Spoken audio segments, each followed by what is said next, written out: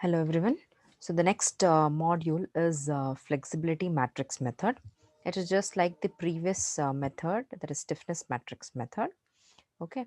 In stiffness matrix method, we used to use kinematic indeterminacy. Here we use the simple concept, that is static indeterminacy. So static indeterminacy, we all know it is reactions minus 3. Reactions minus 3, wherein a reaction is the total number of reactions by the offered by the beam or the column or a frame, minus 3. 3 is the equations of equilibrium. There is summation h is equal to 0, summation v is equal to 0, and moment about any point is equal to 0. Okay, so uh, flexibility matrix, it's also called as force matrix method or compatibility method. And so here we use the compatibility condition, that is P matrix, that is load P matrix is equal to delta inverse delta minus okay, now there are two deltas here, so this is nothing but it is the matrix which is called as a flexibility matrix. We'll name this as del and this is as delta. Okay, so del inverse minus into delta minus delta L. Okay, so this is the compatibility condition. Now we'll see with the problem, we'll see how to solve this. Okay, so analyze the continuous beam by flexibility matrix method. So here's the given beam ABC. AB is loaded with UDL, BC is loaded with a point load. And first let us check out the number of reactions. So the number of reactions. So here we are using only the static indeterminacy. So it is just the formula is SI is equal to R minus 3. So R is the total number of reactions. So let us calculate the total number of reactions now. So at A, it is a fixed support. So it is horizontal, vertical, and a moment. So 1, 2, 3 reaction. Then there is a roller support 4. Here also there is a roller support, so 5. So total 5 reactions. So number of reactions is 5. Then equation of equilibrium is 3, that is fixed. Then so now degree of static indeterminacy is R minus 3, which is nothing but 5 minus 3, which is equal to 2. Okay, so what we do here is, unlike the previous method, uh, if it is a fixed roller or hinge support, we are going to release all the supports. If it's a fixed, we are going to make it a, a hinge support. So that's why here release all the supports. So all the supports are released and they made hinge. So because now they are made in hinge, so let us first show these two reactions, 2 degrees of freedom. This is degrees of freedom 1 and this is 2. Now one more thing here is you have to show it in both the directions. Now B is connecting A also, is connecting C also, so you should show it like this. So after marking it in two directions, so it is 2, always you have to first from the left support, that is the first joint, so it is 1 and 2. So mark it like this. Okay, then once you mark this, then as usual start calculating the bending moment. Okay, now see here, portion AB. Now because all the supports are released, you have to treat it like a simply support. Now the bending moment for simply support is in portion AB, so it is WL square by 8. So it is not a fixed support. Okay, if it was a fixed support, then it would be WL square by 12. Now that we are clearly mentioning that is you have to release the support. Now because you have to release the support, they all become the simply support, and the bending moment for simply support with UDL is WL square by 8.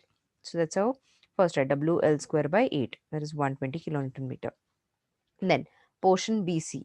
Okay, it's concentrically loaded, so it is WL by 4. It's WL by 4.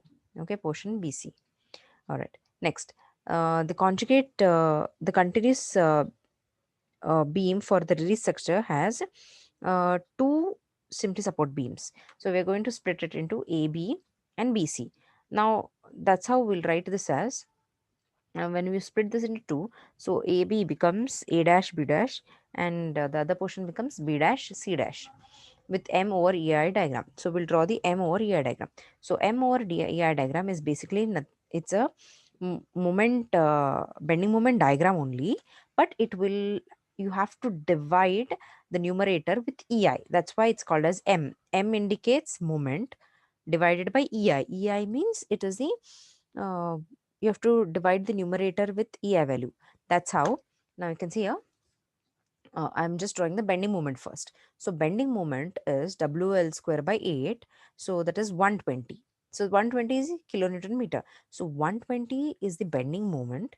If you divide it over EI, so divide by 1 over 1 above 1 over EI. So it is 120 over EI. So this is the bending moment. Okay. So maximum A, B and maximum bending is at the center. That is 120 over EI. Okay. Then this is now called the conjugate beam. Okay, this is called as the conjugate beam. So we are using the conjugate beam method to solve this. Okay, now see here, um, if you want to find same thing in case of b dash c dash. So here also we have found out the 75. So it is m over ei diagram. So 75 over ei exactly at the center. At b and c, at b dash and c dash, it is 0. Okay, so it is 75 over ei. So now, okay, first thing you have to calculate how much is the displacement happened in the first coordinate direction. So delta 1L, okay, displacement in coordinate direction 1, okay, in this direction, coordinate direction 1. So coordinate direction 1 here is A, only A. Okay, that's the first point. So it is nothing but the rotation at A in A dash B dash, this rotation. So rotation is nothing but is the shear in the conjugate beam in A. Okay, we've already studied this conjugate beam concept in structural analysis 1. Hmm, that is under the name that is analysis of determinate structures. We have studied this conjugate beam method. Same thing here. So if you want to find how much is the displacement in this joint, in this point A dash, that is nothing but is the shear in the conjugate beam in A. Now shear is nothing but shear. This is the bending moment diagram. Okay. So area of this you have to divide. That is area. Now because it is parabolic, so area is nothing but it is 2/3 of 2. Half of this is, see here, because it is symmetrical, the left half portion, you can see here I've shaded here, the left half portion gets should be balanced. The downward load should be balanced by this upward support. Likewise, right side load should be balanced. Downward load should be balanced by upward force, V dash. So now, if you want to find delta L, it is shear in conjugate beam in A. That means in this portion. This portion should be resisted by A. So this is what you're supposed to find out. So it is a parabolic curve. So because it is a parabolic curve, you can see it. You can see only this portion. It's like a quarter circle. Okay, so it is 2/3 of half of this. 2/3 of 2 into height, 120 over ER. That is delta 1L. That is 160 over EI. Okay. Similarly, delta 2L. Okay, next I have to calculate delta 2. This delta 2 is connecting BA also, BC also. So you have to use both now. So delta 2L is rotation at B in A dash B dash. Similarly, rotation at B in B dash C dash. Rotation at B is nothing but shear force at B in A dash B dash. Here also shear force at B in B dash C dash. So you're going to find shear at these 2 points. So one is between B dash A dash, the other is B dash C dash. Okay. So shear at B in A dash B dash is given by, okay, A dash B dash, shear at B in A dash B dash is given by 2/3. Okay, again same thing, 2/3 of 2 into 120 over EI. Next here, only this portion, left half, consider only this left half of the portion, because this left half is borne by B dash, this right half is borne by C dash. Okay, so in this it is half into base 1.5, height is 75 over EI. Okay, so now add both of these. So this is delta 2L. You got this. Now To find the flexibility matrix, a unit force is applied in each coordinate direction. Okay. Now, to find the flexibility matrix, unit force, same thing what you have done before. So, you have to apply the unit force in coordinate direction 1. Again, see here, coordinate direction 1, split this A, B and C. So, coordinate direction 1 is 1 kilonewton meter. Again, same thing. So, here what you have to do is here, always you have to, if this is clockwise, the other one should be anti-clockwise. This is what you have to follow in this type of beams. Okay. So, uh, you're applying the load 1 kilonewton meter in coordinate direction 1. So it is del 1. Yeah, first write. So again, I've told you always the first number indicates the coordinate direction. So it is del 1. This is del 2. Okay, del 1, del 2. All right, coordinate direction 1, coordinate direction 2. Next, you are applying the unit force in coordinate direction 1 here. You are applying 1 kilonewton in one direction. That's why 1 and 1. Okay. All right. So it is now del 1 1, del 2 1. Okay. So now del 1 1 is equal to, now you have to draw the bending moment diagram. Now because you are applying the load exactly at A, so A will have the maximum bending moment. So it is like 1 over EI, 1 kilonewton. Again, you have to draw the M over EI diagram. So that's why it is 1 over EI. So it is 1 over EI, maximum at A and 0 at B dash. Okay. So now the force is acting downward. So it is half into this triangle, area of this triangle, half into base 4, height 1 over EI. And always whenever you're measuring the moment here, with respect to this point, it should, with respect to this point, if you're measuring at A, now suppose you're measuring 1 1 in one direction, you have to take the CG from the far end. So with respect to A dash, B dash is the far end. So CG from the far end is 2/3. So centroid of a triangle measured from the base, okay, from this base is 1/3. From the apex, it is 2/3. So that's how it is, half into base into height into 2/3. So 2/3 is this, 2/3 of, you need to just write this as 2/3. Half into base 4 meter, height 1 over EI. It just multiply with 2/3. Okay, so it's 1.33 over EI. Next, delta 21. Okay, so delta 21 is on the same lines. Delta 21 means at this point now. Again, same, half into base into height, but this time you're measuring from here. Okay, that is at point B.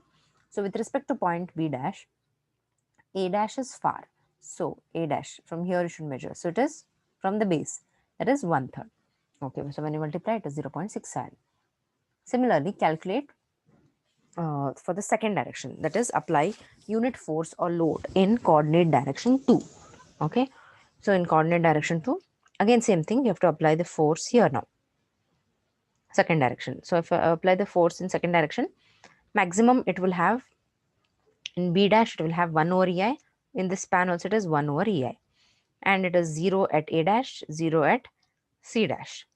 Okay, all right. So now apply the unit force or load in coordinate direction 2.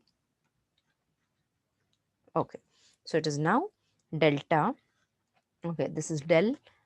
You can see here we are applying the load in coordinate direction 2.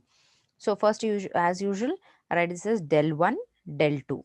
Okay, write it as del 1 and del 2. First number indicates the coordinate direction.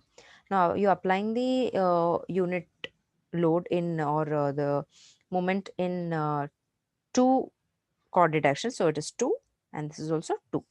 Okay, so after this you have to draw the diagram here. So obviously at B you will have the maximum 1 over EI bending moment, and the 0 at A dash and C dash. All right, so now it is del 1 2. Okay, here. Okay, del 1 2 is this with respect to A, that is 1 2, this point with respect to A dash, B dash is farther. All right, so we have to measure like this. Now we are finding del 1 2, that is half into base 4, height is 1 over EI. With respect to A dash, B dash is far. So from the far end, if you measure like this, so you're measuring from the base, it is 1/3. Okay, so it is del 1 2 is 0.67 over EI. Okay, similarly, del 2 2. Okay, del 2 2 is equal to, again, same thing. I have to consider both now. Half into base. With respect to 2 2, A dash is far, C dash is far. Okay, all right. So del 2 2 is equal to half into base 4 meter, height 1 over EI. From A dash it is 2/3. You write 2/3. Then to the right side, half into base 3 meter into 1 over EI. Again from C dash it is 2/3. Okay, all right. So add all of these, then you get del 2 2. Now the consistency condition, that is the final displacement. There are no displacements happening here. So delta 1 is also 0, delta 2 is also 0. All right. So the matrix equation is given by del del delta, okay, del into p. Del into p is equal to delta minus delta L. Okay. So del is nothing but del 1 1, del 1 1. Again, I've written this differently. Always it is the del 1 2. This is 1 2. Of course, these are same here, but always first row, first column. This is also, you should write here 1 2. First row, second column. Here also same. Del 2 1. Second row, first column. Second row, second column. Okay, make this correction. And del P1, P2 is equal to, again, del displacements are 0 only. So it is 0 minus, okay, delta 1L is already, we have already calculated this 1L, that is 160 over EI. 2L is minus 216.5 over EI. Okay, then again you can take this common and again solve this directly in the calci. Okay, this goes here. So this is del matrix inverse into this. So it is 2 by 2 and 2 by 1 matrix. Okay, then you will get the value P1 P2.